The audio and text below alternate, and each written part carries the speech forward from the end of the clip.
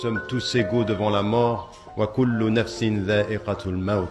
Nous tous, nous allons devoir partir et que nous allons partir comme des serviteurs, comme des servants, comme ceux qui se sont pliés, comme ceux qui se sont prosternés, comme ceux qui se sont donnés au Créateur, à l'unique Allah, la ilaha illahu. Mais que nous comprenions bien ce qu'Allah subhanahu wa ta'ala veut par la disparition de ceux qui nous précèdent. Min as-sabiqin ila al-lahiqin. De ceux qui sont partis d'abord et de ceux qui vont les rejoindre, car nous tous, chacun d'entre nous ici doit se souvenir qu'il va le rejoindre un jour. Et que quand nous visitons les cimetières, c'est comme ceci que nous saluons les gens des cimetières. Vous êtes ceux qui nous ont précédés, nous vous rejoindrons un jour.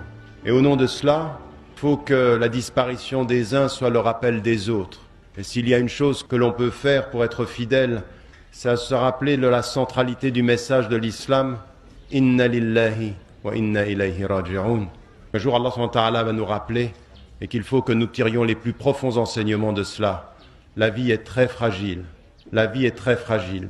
Ne l'oubliez jamais comme l'un des plus grands enseignements que nous envoie la disparition de quelqu'un que nous avons aimé.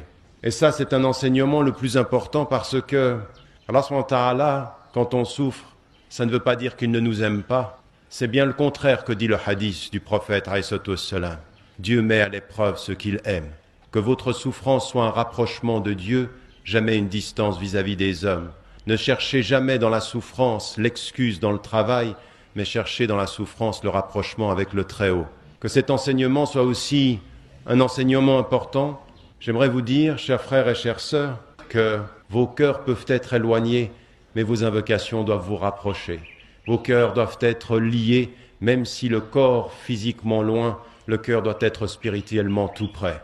La capacité de dire, la résistance, la capacité de rester debout malgré les problèmes, qu'un musulman doit savoir se prosterner devant Dieu et rester debout devant les hommes. Sachez simplement une chose, la fidélité au message de l'islam, c'est de continuer à prier, c'est de continuer à jeûner, c'est de continuer à invoquer. Mais surtout, chers frères et chères sœurs, s'il y a un message qu'il faut que nous retenions, c'est qu'une musulmane et un musulman sur la terre, au nom de ce que l'islam doit faire de lui, doit changer cette terre pour qu'elle soit meilleure. Vous n'avez pas le droit d'être des musulmanes et des musulmans spectateurs du monde, passifs. Ça ne nous vous est pas permis. Il est une obligation, c'est celle d'invoquer. Il est une autre obligation, c'est celle de s'engager pour changer le monde.